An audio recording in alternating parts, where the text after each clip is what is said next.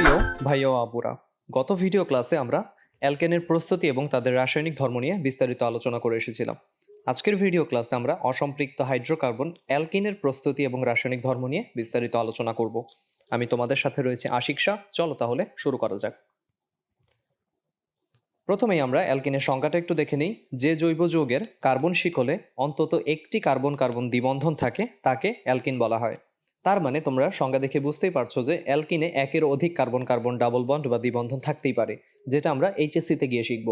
তোমাদের এই ক্লাসে অর্থাৎ 9-10-এ তোমরা মূলত শিখবে যে আমরা কার্বন কার্বন ডাবল বন্ড অর্থাৎ একটা কার্বন কার্বন ডাবল বন্ড বিশিষ্ট যে সকল অ্যালকিনগুলো বা হাইড্রোকার্বনগুলো রয়েছে সেগুলো নিয়ে আমরা মূলত আলোচনা করব। অ্যালকিনের সাধারণ সংকেতটা তোমরা ইতিমধ্যেই জেনে এসেছো যে এটা হচ্ছে CnH2n। তার মানে হচ্ছে যে এখানে n এর মানটা যা হবে h এর মানটা কি তার ডাবল হবে। যেমন ইতিমধ্যে আমরা দেখে এসেছিলাম C2H4 যার নামটা হচ্ছে ইথিন, আবার C4H8 এটা কি বিউটিন, C5H10 এটা কি পেন্টিন। তো এই এক্সাম্পলগুলো বা এই উদাহরণগুলো কি আমাদের জন্য খুব পরিচিত। আমরা অ্যালকেন শিখে এসেছি এবং আমরা জানি যে অ্যালকেন থেকে খুব সহজেই অ্যালকিনের নামকরণটা করা যায়।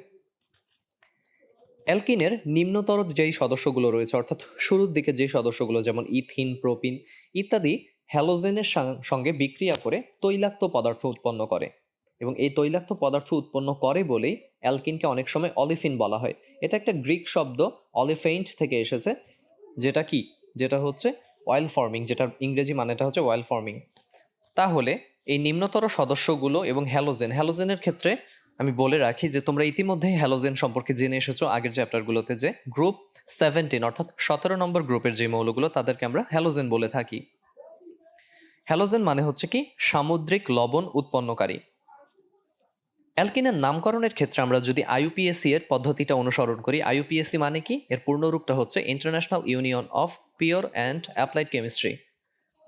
অ্যালকেনের নামের শেষে এন অংশটাকে বাদ দিয়ে আমরা সেখানে ইন যোগ করে দিব, তাহলেই কিন্তু খুব সহজেই অ্যালকিনের নামকরণটা হয়ে যাবে। যেমন উদাহরণ হিসেবে আমরা যদি লক্ষ্য করি, এখানে ইথেনের নামের শেষে এবং ইথেন সহ সব অ্যালকেনগুলোর নামের শেষে কি এন যুক্ত থাকে। তো এই ইথেনের এনটাকে ANE এই এন অংশটাকে বাদ দিলে, যদি আমি সেখানে বাদ দেওয়ার পরে ইন অংশটা যুক্ত করি অর্থাৎ ENE, তাহলেই তার নামটা ইথেন থেকে ইথিন হয়ে যায়। আর এটাই হচ্ছে তার কি গাঠনিক সংকেত। ঠিক একইভাবে প্রোপেনের ক্ষেত্রেও আমরা লক্ষ্য করি যে প্রোপেনের এন অংশটাকে বাদ দিয়ে আমি যদি সেখানে ইন যুক্ত করি তাহলেই তার নামটা হয়ে যাবে প্রোপিন। এটা হচ্ছে প্রোপিনের গাঠনিক সংকেত। এটাকে তুমি একটু অন্যভাবেও লিখতে পারো।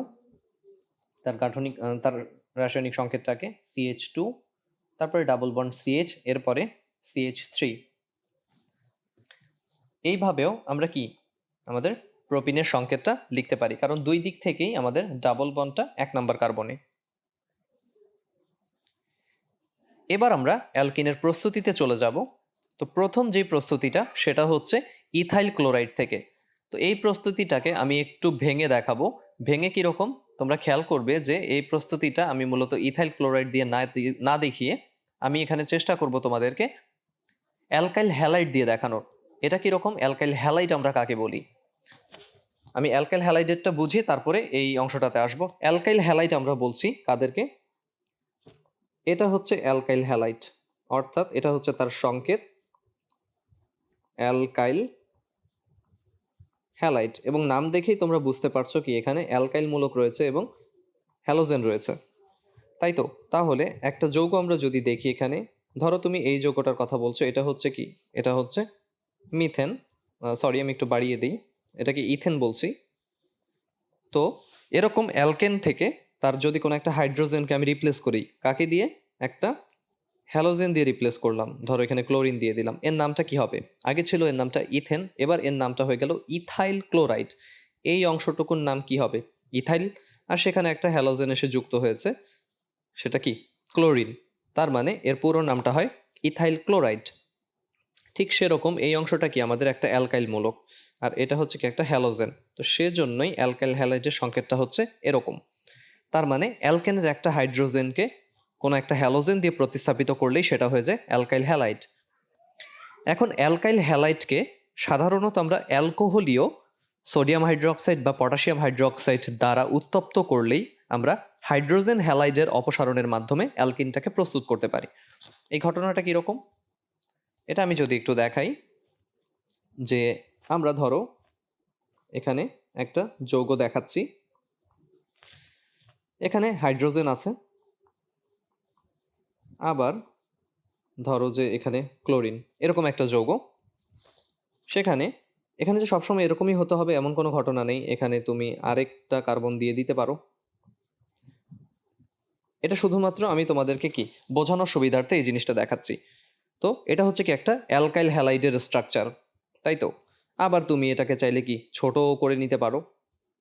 তার মানে আমার মূল উদ্দেশ্যটা হচ্ছে দেখানো যে এই যে অ্যালকাইল হ্যালাইডটাতে এই হাইড্রোজেনটাকে এবং এই ক্লোরিনটাকে, ক্লোরিনের পরিবর্তে এবার আমি হ্যালোজেনের চিহ্নটা এক্স দিয়ে দিলাম, এক্স এর মধ্যে কে কে আছে, ফ্লোরিন, ক্লোরিন, ব্রোমিন, আয়োডিন, এরা। এটার সাথে আমি যখন পটাশিয়াম হাইড্রোক্সাইড যোগ করবো এবং সেটা অ্যালকোহলীয় দ্রবণ হতে হবে, যুক্ত করলে এখানে কি ঘটনা ঘটে জানো, এই হ্যালোজেনটা এই পটাশিয়ামের সাথে যুক্ত হয়ে পটাশিয়াম হ্যালাইড উৎপন্ন করে এবং এই এইচটা এই ওএইচ এর সাথে যুক্ত হয়ে গিয়ে এখানে পানি উৎপন্ন করে। তাহলে এটা যদি হয় সেক্ষেত্রে আমরা তো জানি যে এখানে ভাইয়া যে যৌগটা লিখেছি, এখানে এখানে এক্স ছিল আর এখানে কি একটা হাইড্রোজেন ছিল, এই হাতগুলো তো খালি না, এখানেও হাইড্রোজেন বা অন্য কোনো অ্যালকাইল মূলক থাকতে পারে। এবার যখনই এই হ্যালোজেনটা এবং এই হাইড্রোজেনটা এখান থেকে অপসারিত হয়ে গেল, তখনই কি কার্বনের এই হাতটা খালি আর এই হাতটা খালি। তো এবার এই হাত দুইটা তো খালি থাকবে না, তারা কি করবে, তারা এই হাত দুইটা পরস্পরের সাথে যুক্ত হয়ে এইখানে একটা ডাবল বন্ড সৃষ্টি করে ফেলবে। তাহলে খেয়াল করে দেখো, এটা কিন্তু খুব সহজে কি অ্যালকাইল হ্যালাইড থেকে অ্যালকিনে রূপ নিল। এবার আমরা আমাদের এটা হচ্ছে কি একটা সাধারণ বিক্রিয়া দিয়ে আমি তোমাকে দেখালাম যে কিভাবে অ্যালকাইল হ্যালাইড থেকে আমি হাইড্রোজেন আর হ্যালোজেনকে অপসারণ করি, কার মাধ্যমে, এটা এখানে আমি দেখিয়েছি কি কৌষ্টিক পটাশ মানে পটাশিয়াম হাইড্রোক্সাইড, তুমি এখানে কৌষ্টিক সোডাও নিতে পারো মানে সোডিয়াম হাইড্রোক্সাইডও ব্যবহার করতে পারো। তো এটা হচ্ছিল আমাদের সাধারণ বিক্রিয়া। এবার আমি তোমাদের যে বিষয়টা মানে তোমাদের বইয়ে যেটা আছে অর্থাৎ ইথাইল ক্লোরাইড থেকে সেটাতে একটু চলে যাই। তাহলে খেয়াল করো যে ইথাইল ক্লোরাইডের সাথে সোডিয়াম হাইড্রোক্সাইডের জলীয় দ্রবণ, এই অংশটা একটু ঠিক করে নেবে তোমরা, এটা হবে অ্যালকোহলীয় দ্রবণ। তো অ্যালকোহলীয় দ্রবণকে উত্তপ্ত করলে ইথিন, সোডিয়াম ক্লোরাইড এবং পানি উৎপন্ন হয়। বিক্রিয়াটা একটু যদি আমরা লক্ষ্য করি, ইথাইল ক্লোরাইডের সংকেত এটা, সেখানে সোডিয়াম হাইড্রোক্সাইড দিলাম, উৎপন্ন হচ্ছে ইথিন, সোডিয়াম ক্লোরাইড এবং পানি। এবার একটু তার গাঠনিক সংকেতটাতে আমরা মনোযোগ দিই। এটা আমরা দেখতে পাচ্ছি কি ইথেন ছিল, এখানকার হাইড্রোজেনটাকে রিপ্লেস করে আমরা কি করেছি, এখানে একটা ক্লোরিন দিয়ে রিপ্লেস করেছি এবং এটার নাম এখন হয়ে গেছে কি ইথাইল ক্লোরাইড। এখানে যদি আমি একটা ব্রোমিন দিতাম তাহলে এর নাম হতো ইথাইল ব্রোমাইড। যে কোনো হ্যালোজেন আমি এখানে দিতে পারি। আর এইটা যে ইথাইল ক্লোরাইডই হতে হবে এমন না, এখানে প্রোপাইল ক্লোরাইড হতে পারতো, বিউটাইল ক্লোরাইড হতে পারতো, এরকম আর কি। এরপরে এখানে যুক্ত হচ্ছে কি সোডিয়াম হাইড্রোক্সাইড। কিভাবে বিক্রিয়াটা ঘটে একটু আগে আমি দেখিয়ে এসেছি, আবার আমি দেখব। এই যে এখানে দেখাচ্ছি, দেখো এখান থেকে সোডিয়ামটা আর এখান থেকে হ্যালোজেনটা চলে যায়। তো হ্যালোজেন হিসেবে যেহেতু এখানে ক্লোরিন ছিল, এটা সোডিয়াম ক্লোরাইড সৃষ্টি করলো। আবার এখান থেকে ওইচটা কার সাথে যুক্ত হয়, এই যে হাইড্রোজেনটার সাথে যুক্ত হয়। তাহলে খেয়াল করে দেখো যে সোডিয়াম ক্লোরাইড, এই যে সোডিয়াম ক্লোরাইড, এই যে পানি, এই যে পানি, তাহলে এই কার্বনের একটা হাত খালি, এই কার্বনের একটা হাত খালি। তো তারা তো খালি থাকবে না, তারা পরস্পরের সাথে যুক্ত হয় এই যে ইথিন উৎপন্ন করে ফেলে। তাহলে যখন আমি বলবো যে এখানে ইথাইল ক্লোরাইড বা ইথাইল ব্রোমাইড থেকে আমি ইথিন উৎপন্ন করছি, তখন কি আমার জিনিসটা অনেকটা ছোট হয়ে গেল এবং ফিক্সড হয়ে গেল। আমি একটু আগে তোমাদেরকে বড় পরিসরে শিখিয়ে এসেছি যে অ্যালকাইল হ্যালাইড থেকে কি আমি হাইড্রোজেন হ্যালাইড মানে একটা হাইড্রোজেন একটা হ্যালোজেনকে অপসারণ করে কিন্তু অ্যালকিনটা তৈরি করি। এটা কার উপস্থিতিতে ঘটে, এটা সোডিয়াম হাইড্রোক্সাইড বা পটাশিয়াম হাইড্রোক্সাইডের অ্যালকোহলীয় দ্রবণের উপস্থিতিতে ঘটে। তার মানে এখন এখানে আমি তোমাকে দেখাচ্ছি যে ইথাইল ক্লোরাইড থেকে তুমি ইথিন উৎপন্ন করলে, তোমাকে যদি আমি পরীক্ষায় দেই যে প্রোপাইল ব্রোমাইড থেকে তুমি প্রোপিন উৎপন্ন করো, তাহলে কি খুব সহজেই এখন পারবে। তুমি মনোযোগ দেবে আমাদের যে সাধারণ বিক্রিয়াটা সেটাতে। তাহলে ওই স্ট্রাকচারের মধ্যে বা ওই প্যাটার্নটার মধ্যে তুমি যে কোনো অ্যালকাইল হ্যালাইডকে বা যে কোনো কি মানে যে কোনো অ্যালকাইল হ্যালাইডকে সেখানে বসিয়ে তুমি যে কোনো অ্যালকিন পেতে পারো সেখান থেকে। তবে অবশ্যই খেয়াল রাখতে হবে যে এখানকার অ্যালকাইল হ্যালাইডটা যত কার্বন বিশিষ্ট হবে এখানকার অ্যালকিনটাও ঠিক তত কার্বন বিশিষ্ট হবে। যেহেতু এখানকার অ্যালকাইল হ্যালাইডটা ছিল 2 কার্বন বিশিষ্ট, 2 কার্বন বিশিষ্ট হলে সেটার কি সেই অ্যালকাইল মূলকটার নাম হয়ে যায় ইথাইল, এবং ক্লোরিন যেহেতু যোগ ছিল এটা হচ্ছে ইথাইল ক্লোরাইড। আর 2 কার্বন বিশিষ্ট অ্যালকিনটা কি হবে? এটা হবে ইথিন। আশা করি তোমরা বুঝতে পেরেছো যে কিভাবে আমরা ইথাইল ক্লোরাইড থেকে ইথিন উৎপন্ন করি বা অ্যালকাইল হ্যালাইড থেকে অ্যালকিন উৎপন্ন করি। পরের উদাহরণটা হচ্ছে ইথানল থেকে। তো এখানেও আমি একটা বড় বিক্রিয়া চলে যাব, মানে তোমাদেরকে এখানেও আমি একটা প্যাটার্ন শেখাবো। এই প্যাটার্নটা হচ্ছে কি, মূলত ইথানল কি একটা অ্যালকোহল। তো আমি তোমাদেরকে যেটা এখন দেখাবো সেটা হচ্ছে, একটু লিখে দেখাই, সেটা হচ্ছে ডিহাইড্রেশন অফ অ্যালকোহল, মানে অ্যালকোহলের নিরুদন দ্বারা,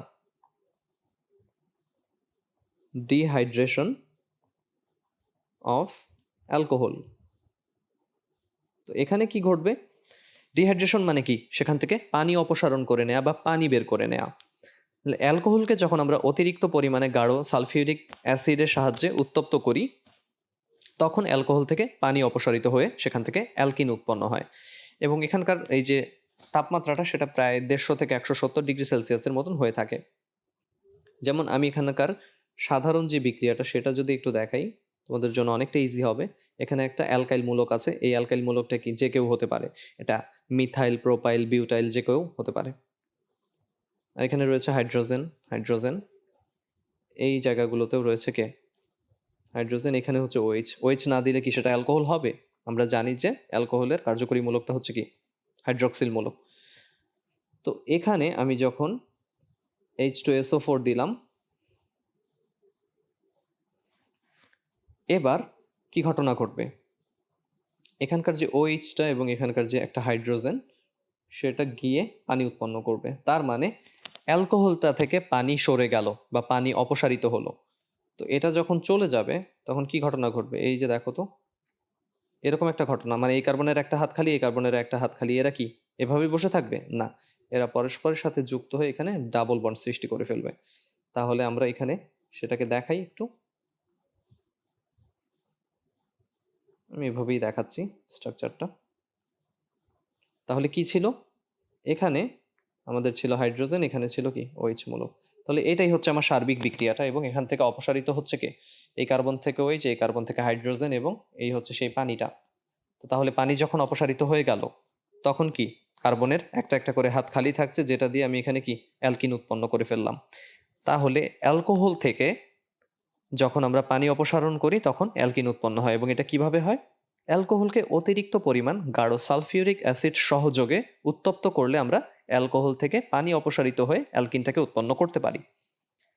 এবার আমি তোমাদের মূল বিক্রিয়াটাতে, মানে তোমাদের বইয়ে বা তোমাদের সিলেবাসে যে বিক্রিয়াটা আছে সেটাই যদি একটু চলে যাই, খেয়াল করে দেখো এখানে বলা হচ্ছে ইথানল। ইথানল মানে কি?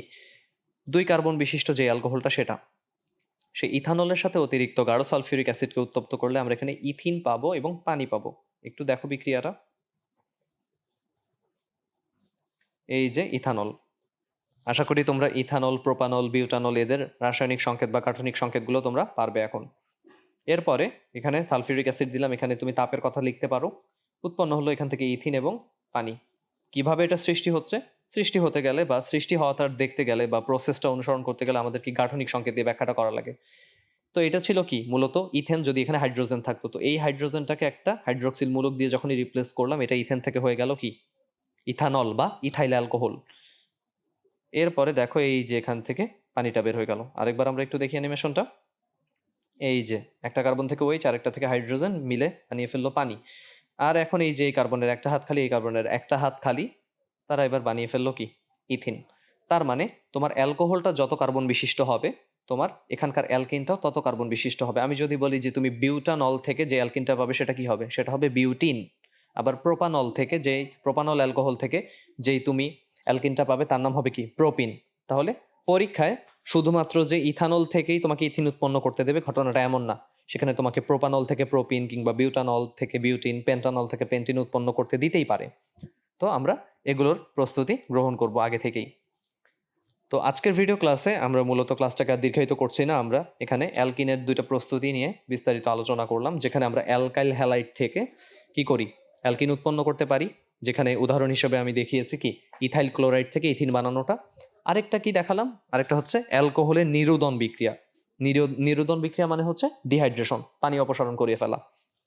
তো সেই অ্যালকোহলের নিরোধন বিক্রিয়া থেকে আমি দেখলাম কি অ্যালকোহল থেকে আমরা অ্যালকিন উৎপন্ন করতে পারি, এবং উদাহরণ হিসেবে আমরা দেখালাম এখানে কি ইথানল থেকে ইথিন উৎপন্ন করাটা। এবং এক্ষেত্রে কার্বন সংখ্যাগুলো কিন্তু খেয়াল রাখতে হবে আমাদেরকে।